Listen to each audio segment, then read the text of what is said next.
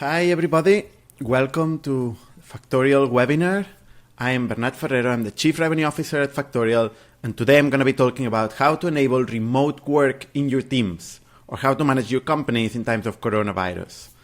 Okay, so let's get into it. Business, what is business? What does it take to build a business? Usually it's a two-variable formula. So you need to have the right idea, which is the most important thing, because there's nothing worse than executing in the wrong idea. But that's going to be 1% of the effort. The other 99% of the effort is going to be how do you communicate it. Since you're building a business that's not made of yourself alone, and you're in an ecosystem, in a social ecosystem with people, the most important thing and the most important bottleneck is going to be how do you communicate this idea to other people. And there is where the 99% of the effort will be. So your ability to be able to communicate what you have in your mind to investors, to suppliers, to clients, to banks, and especially to your employees is going to be the definite key to success. But let's talk about the 10 tips I use for leading my team. So basically, I take into account 10 important things. First, make a plan. Without a plan, people is going to go everyone in different directions. You have to make a plan. What do you want to do? And take into account that you cannot do everything. So making a plan is going to be about not making things as well. So giving up things. And you have to make sure that everybody buys in. You cannot make a plan for everybody in your organization. You're going to make one single plan. And you're going to execute in it. And all your team has to buy in. So that's one of the most important parts. You have to make a plan. You have to make it in a written form. It has to be somewhere where people knows where is it. If people don't find it, it doesn't matter if it's in your mind. You have to be able to communicate. The good news is you can learn how to communicate. It's something that many people face and you can learn from it. Second step is setting goals. It's very important to, take the plan and break it into goals, split it into goals for every team and every individual. This is an exercise that has to be done with the teams as well. It can go from up, down, down, up, down, as many times as necessary until everybody buys in. Once everybody buys in, you have to write it down. You have to talk about goals every day. Goals are the North Star. Everything we're doing, we have to measure it against goals. So we have to communicate as well in a written form, especially now that we're not in the office. What are our goals? What are the goals for each team? What are the goals for each individual? Okay, third, empowerment. You have to trust people. It's no longer a time of controlling your employees. That makes no sense whatsoever, especially now. Everybody's working at home. You better trust your people. So this is a process that it's very easy to say and very hard to do. Empowerment means giving the ownership to this person, making your endeavor, your goals, making their goals, aligning their personal interests with their professional interests, making sure that they are fighting for themselves. So they know what they are fighting for, they have goals, they have business goals, and they are making their own decisions. You are hiring talent because you trust this talent. You're not hiring people and then you don't trust them. So you have to hire the top talent and then empower them. And that takes trust. You need to trust your team and you need to create a culture of trust. If you don't trust your team, the team is not going to work together. There's not going to be teamwork. And that is a very important part for making companies grow and thrive. If you don't trust your team, teams are not going to trust each other. People in marketing are going to tell you that sales is not doing the job properly. Sales is going to tell you that the product doesn't work and the product people don't know what the market wants. So we have to create a culture of trust. We have to trust each other, our team members and the other teams, everybody in the organization. And that starts by you as a leader, trusting your own team. And that means making mistakes. Of course, taking risks. If there's no mistakes, it means nobody has taken risks. So you have to encourage a culture of making mistakes. We're not stupid. We're making mistakes to learn. And that is the way to learn. That is the way to grow. Making mistakes and learning fast from them. So you have to encourage mistakes. And then training. The knowledge won't come up from nowhere. You have to go look for it. You have to structure the knowledge, the learnings, and you have to continuously train your team. You need, as a leader, to have a role as a teacher, but not as a teacher because that might be patronizing, but a person who finds the information wherever it is and brings it to the team continuously, all the time. But that's not enough. You need to encourage your team. Encourage your team is underlying the things that are going good. Maybe exaggerating the victories. Making sure that everybody knows when things go right. And we celebrate. And this is very important, especially now when everybody's at their homes. There's an 8th point, which is simplification. Simplify. Finding the essence. So you need to create a pyramid of truth as a leader. You need to simplify, find the essence of whatever we're doing. There's a lot of noise, there's a lot of complexity, and that has to do with not understanding what we're doing. So you need to be the one that have to simplify it. Talk about the goals the whole day and talk about essential things. For example, whatever you're doing, whatever we're discussing, we could do this, we could do that. What is adding value to the client? This very simple question is sometimes a very interesting essence that we can take into account. So is whatever we're doing adding value to the client? Yes or no? There are very essential things. For example, in sales, what I manage, if you don't talk with clients, if you don't make calls, if you don't contact leads, you are not going to sell, no matter how good you are. So there are some essential things that you have to write it down. And once you know it, you're very certain about them as a leader, you have to repeat them over and over. There's no such thing as over-repeating, over-communicating the essence, the essential things, the vision of the company.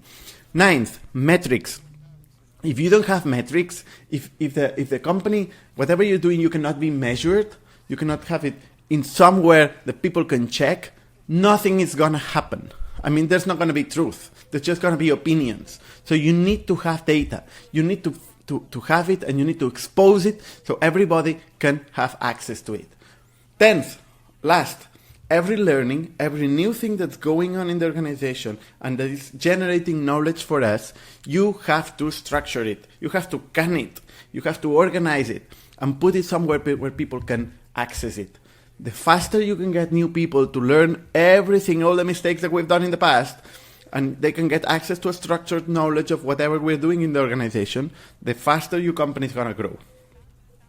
So this is a Zoom meeting at Factorial. It's one of our all-hands meetings. So we go to the communication point. Communication is going to be always your number one organizational problem. If you ask any random employee, what's going on in the company? What do you think is the biggest problem? Most likely they're going to answer the communication. Communication is the main problem of our company, internal communication. So no matter how you work on it, it will still be the main problem in the organization. That doesn't mean you don't have to work on it. At the contrary, you have to always work on communication. So for me, there are two kinds of communication, especially now that we are in remote. One is asynchronous communication, the other is synchronous communication. It is very important for a company to be productive that you enable and you protect asynchronous communication. That means that you don't require everybody to answer right away. You don't expect an answer once you are asking something in Slack or somewhere. You leave people time to organize, because when people is focused on something, they have to be able to finish it. So you have to create this culture of it's okay to not answer right away. We have an SLA of 12 hours, let's say, and people can organize. Some people will be working at night, some people will be very focused on whatever they're doing. So you have to use tools that can accept asynchronous communication. For example, we're using Loom. Loom allows you to record your own screen, record yourself saying things, and it automatically uploads it to the cloud and gives you a link that you can share it wherever, in Slack, in an email or something. So people, whenever they want, they can listen to you and they can answer back with another Loom. And that helps us, everyone focus on their own thing and not having to interrupt the whole time. But sometimes, guys, you have to interrupt your team because something is important. You want to have a rich conversation, a rich discussion about something. In that case, I recommend everybody to do it as rich as possible. It's better video than audio. It's better audio than chat. It's better chat than email. But the closest thing to real life interaction is going to be video. So you use video. I always have a meeting room in Zoom where people can just pop in and talk to me. Sometimes, since I always have the same room ID, sometimes people come over and I'm already with somebody else. And this mimics kind of what happens in an office, so people have casual encounters and we can have discussions, we can share things that we're doing. And this is actually creating an environment of we are working together, we're working in an office, and that's something I personally like very much. So these meetings are important. They're casual meetings, sometimes spontaneous. There's the one-on-ones that are now more important than ever. So you need to have individual conversations with your team. Be generous with time, and make sure you ask how is people feeling. You ask open questions, personal questions. You ask about the family. You ask about health. You ask about how do people work out. That is very important at this time. You let people think. You let people reflect on the business, on what we're doing, on the goals, on the vision, on everything. And this is the opportunity. It's an opportunity to connect individually to the people, to manage people, to align, to get together, to make sure that we're following the same vision. And that's one of the main responsibilities for managers. But we also do daily stand-ups because we are able to understand what everybody's doing in half an hour. All the meetings are time-boxed. All the meetings have a moderator, because without a moderator, Zoom meetings can be chaotic. So somebody has to make sure that everybody talks for a certain amount of time. They cut or they encourage other one to speak. So that's what moderators do, and it's very important in every Zoom meeting. And every meeting has to have a purpose and make sure that it has certain outcomes that are met. Otherwise, we're wasting everybody's time. So we do daily meetings, we do weekly meetings where we review the goals of the week, what we achieved, what we learned, what opportunities we found in that week. We have discussions about certain topics that are around one matter of discussion, and they are time boxed and they have a very specific purpose.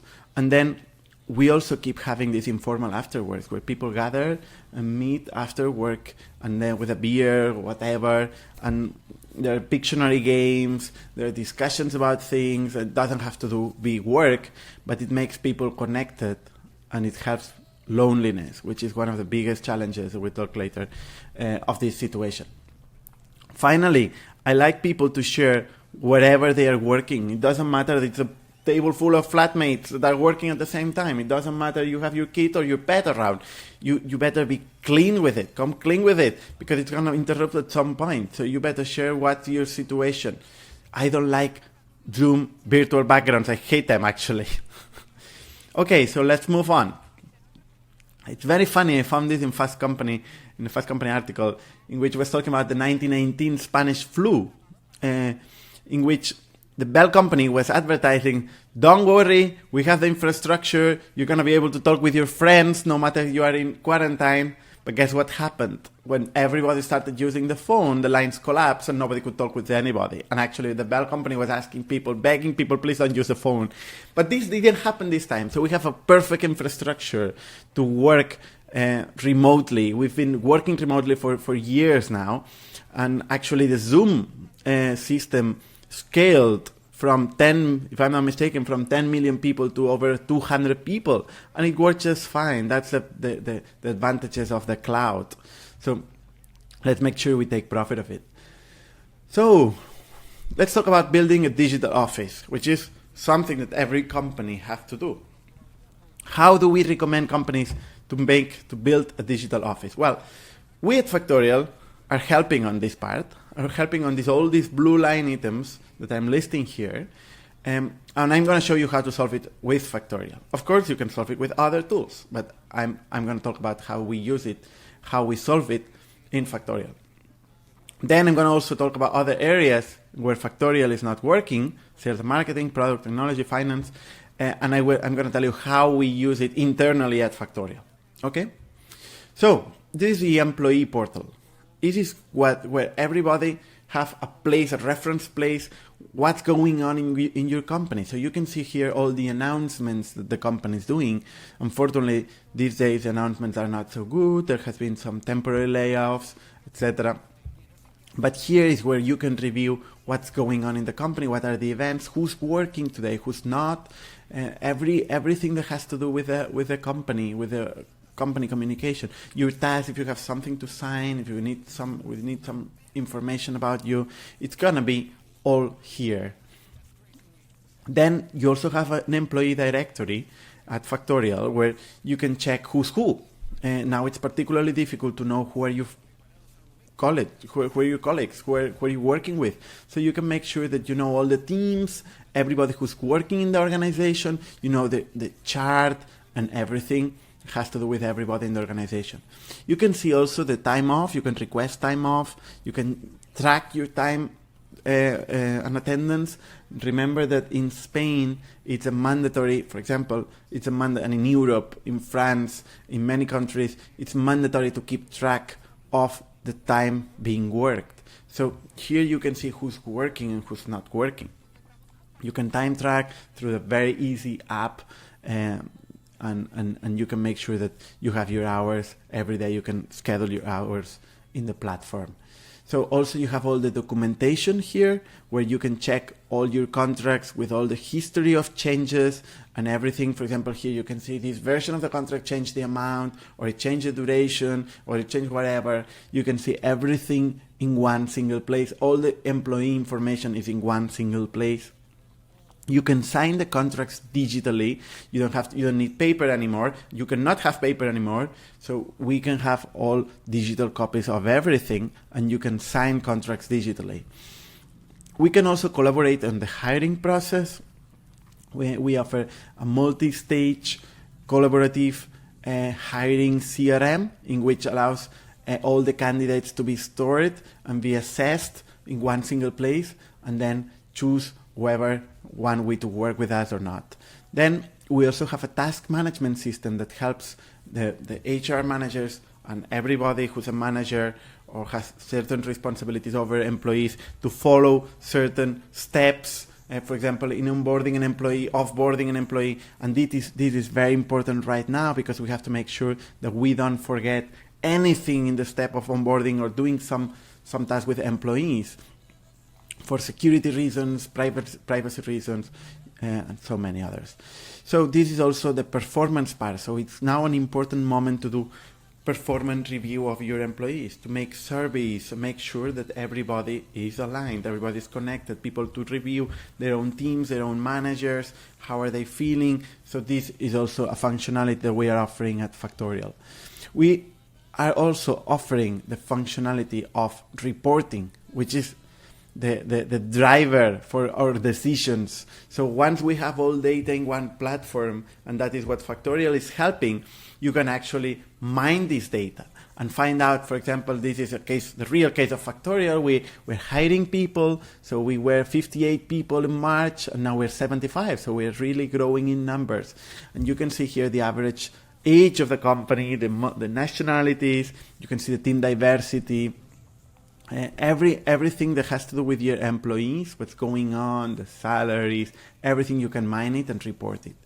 So here I'm going to talk about what are we doing in sales and marketing, and that's no longer have to do with Factorial. So those problems, the problems that have to do with people, are the problems that Factorial solves.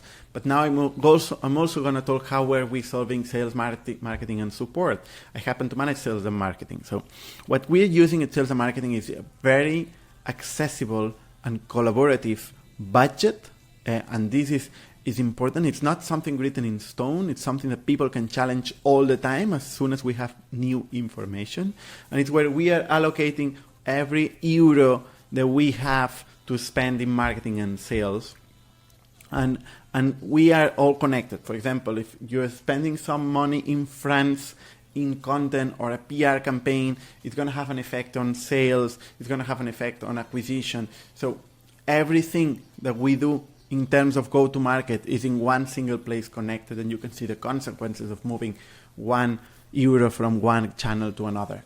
The other aspect, very important in sales and marketing, is the CRM. We always talk about that, but now it's particularly important. If something is not happening in the CRM, it's not happening at all. A CRM is a customer relationship management, is where all the client information lives. So every interaction that we have, no matter it's a call, it's an email, it's a note, it's a meeting, it's a demo, whatever happens is recorded it's stored and it's accessible from the CRM. You cannot, when I'm going to talk with sales reps and they're going to tell me, I did this, I did that, but it's not in the CRM, my answer is always, it never happened. If it's not in the CRM, it's never happened. Also, having all the information in one spot will allow you to mine this information and report it and find out where are the bottlenecks, where are the problems. So the CRM is king. Also, the sales playbook. It's very important that everything that has to do, every norm that has to do with the sales organization is written down and properly structured in a sales playbook. That it's not written in stone either, it's changing. The goals of people, the quotas, everything that has to do with how do we sell a particular industry, how do we sell a geography, every new learning that we're having every day is going to be structured and it's going to be in the playbook. The better we're able to write a playbook of how the sales process of our company work, the better the new reps are going to ramp up and learn, and the faster we're going to grow. This is the truth. This is an essential thing. So it's very important that we work in our playbooks. We put time on it. It's going to help us scale. And now it's going to help us work because we don't have our team there in our table, which we can have informal conversations. So we're going to just have a playbook to communicate how things are working. Okay, the other thing, we're using video calls and recordings. We record everything we do. When we have a new learning, I always answer the same thing. Just loom it, store it in somewhere, and then we organize it in folders, we link it in the playbook, etc. We are using Aircall as a cloud-based call center, so everybody have a line, and we organize, we prioritize the calls, we send them to whoever rep it is. We can split it into support, legal assistance, sales, and everything, and it can be dynamic. It's very convenient. The same thing about the playbook is in marketing and the content plan. What channels are we working? What's the tone? What does it have to do with our brand? Everything that has to do with our brand is written down. It's not given for people to interpret, to imagine. We're writing things down. And then we're using a CMS. We're using dashboards and metrics, and that they are accessible. Everybody knows where they are. We're using Slack channels. In the top description line, we put the dashboards so people can just click and have all the information of what's going on in that business, in that particular team, in that particular goal. Everything is very accessible. Otherwise, it's useless. It's not going to happen. We use analytics. We use a BI. We use Redash to mine this BI. We use customer service. One tool I just discovered not long time ago is Video Ask by Typeform, and it's a very interesting tool to do a synchronous surveys to people, to market research, for outbound, etc. So these are the tools that we're using in sales and marketing. In product, nothing changed much. Things are working just like always. People is very connected. Everything is very digital. So people are very able to work together and collaborate. Through Airtable, we're using at Factorial to structure our roadmap. We use Google Docs to put all the goals and that the teams have, all the expected outcomes. We use Figma to collaborate, mostly between designers, but we also include marketing on the Figma files. And then we use GitHub for code control and collaboration. For the finance and administration, it basically meant the end of paper. There's no point in having paper traveling around. So everything is in the cloud. We're using Kipu to manage the invoicing and the administrative process and see what's paid, what's not paid, link it with the banks, etc. But then we use A3, which is a local Spanish accounting company, to do the accounting. We use Stripe for the payments, Dropbox for the other documents that are not stored in Factorial. We use Excel for planning and controlling, and we use docs and spreadsheets for documentation. So challenges that are coming up now that we never thought about them, which are privacy and security. So many people still have machines and servers in their offices, and they have to get access to it, expose it to the everywhere wall so people can connect it from their homes. And that has become the number one problem in security. So you are not going to be able to provide the same security as any cloud company. The cloud company standards, security standards, are very modern and very secure nowadays. You don't think that you cannot trust Gmail. You don't think that you cannot trust your banks that have online connections and online websites. So the same thing happened with most of the services in the cloud. They use standard security protocols that are going to protect your data. They're going to encrypt your data. And it's going to be way more secure than using your own programs installed in your own offices. And that makes no sense whatsoever nowadays. So you should start thinking, if you haven't done already, to moving everything to cloud services. And then the number one problem is going to be managing the passwords. People is not very secure with how they manage their own passwords, and that's going to be a number one problem then. So you have to make sure that you're using a service to manage all the passwords. Make sure that every password is different for every service, and they're complicated, long passwords. And then you're using this one service that will put them all together and will fill them in every service for yourself. And that's problem. We are using one password, which is one of these services, but there are many. And then people have only to remember one difficult password with which they access to this service, and then from there they can access to every single service that they're using at the company. It's very important to make right protocols for the passwords, because they're going to be number one reason to compromise your security. The other thing is controlling who are the attendants in video calls. There has been many cases in which this has been compromised. People dialing in from a phone, you cannot see the face, and they are listening to company secrets. So this is something you have to take into account and make sure you are protected. The onboardings and the offboardings are very important to setting the standards for security. You have to make sure that you provide the right infrastructure to your employees, the internet connection, phone lines, any material, and you adapt the working areas at people's homes. My personal toolbox is the one you can see here. I basically use Notion to organize my brain. It's a listing system, so I can make lists based on different parts of the problems that I have to work on, and this is very convenient because it allows me to structure information. I structure it always time-based, by dates, within subjects. Everyone who reports to me has their own folder in my Notion. And it's how I manage to organize everything, all the complexity that I have to manage. I could get stressed, but I never get stressed. I hardly ever get stressed because I make lists. And I know that I'm not going to complete the list. So I'm going to make the list again and again and again. And some things are just going to fall, and that's just natural. I'm reconsidering everything I have to do every day. So if I cannot do it, I cannot do it. Hours are not going to have more than 24 hours. Days are not going to have more than 24 hours, ever. So I have to prioritize. And I use lists for that. I use Notion. I use Zoom, Factorial, Slack, Google Docs, Superhuman, Airtable, HubSpot, Hireflix, which is an interesting asynchronous applicant tracking system to make interviews to applicants in an asynchronous way. I use LinkedIn, Twitter, and YouTube for learning from others. I use Spotify, obviously. Then one important challenge that companies are going to have is how do we embrace flexibility? So people are going to be in crowded homes. They're going to be among different people working with them. So they have to be able to make their own schedules. When are they more productive?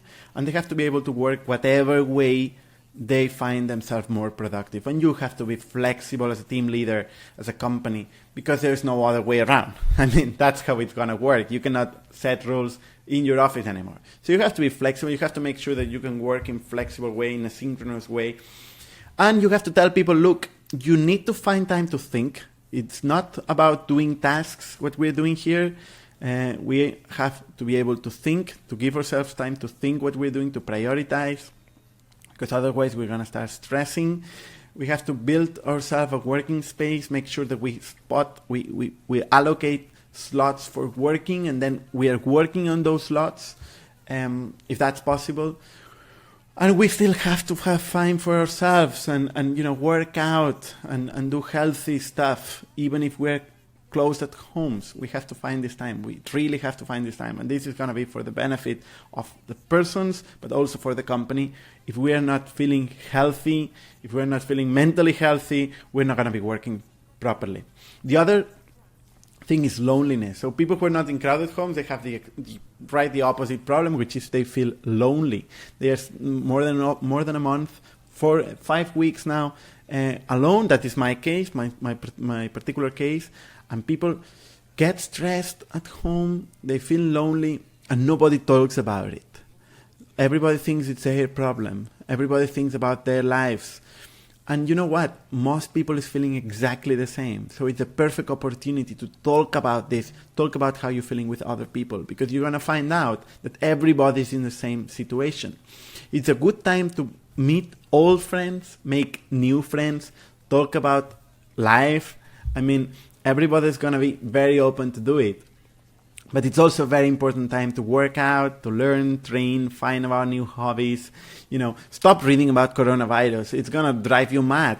Just find things to do. There are so many things. You never had this great opportunity of doing so many things that you always wanted to do.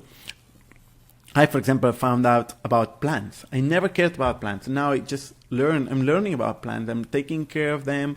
And I ordered online some plants, and I'm learning a lot about plants. Also, this last weekend I did a crock and roll, which is a meeting, a workshop in which we're cooking croquettes together. We're doing kind of a contest while listening to rock. And 15 people gathered to cook these croquettes, and this was the outcome. I'm not going to say which was mine, but some people managed to do this croquette, and some people did the ones in the right. So, lastly, these changes that I'm talking about, these changes are here to stay. Don't think for a second that once companies have set up all these rules, all this process to work remotely, to work digitally, they're going to come back to their office and work like they did before. That's not going to happen. Companies are finding out that they can be more productive and more competitive. New opportunities are appearing while we are working in this. We're adapting to work remotely. So the work is going to become more flexible, more liquid. People are going to be hired for certain things, and they're going to be hired somewhere else. We can access a whole pool of talent right now. We don't have to stick to our own local environment. So that's going to make us more productive. We already have the process to adapt, to incorporate all these people. So we cannot abandon this opportunity. We have to make sure that we think, we reinvent, we reset. We at both an individual level, but also in the business level. So we see everything that's changing, and we ask ourselves, how can we help? How can we help society? How can we help in this new process, these new needs that are showing up? So this is going to be the difference between the companies that survive and the companies that die, because many companies are going to die, unfortunately. So you have to make sure that you are in the leading position. You are leading the change and not resisting it. It's going to be hard, if not impossible, to resist the change that is going to come. Usually these changes take years. Now they're going to take months.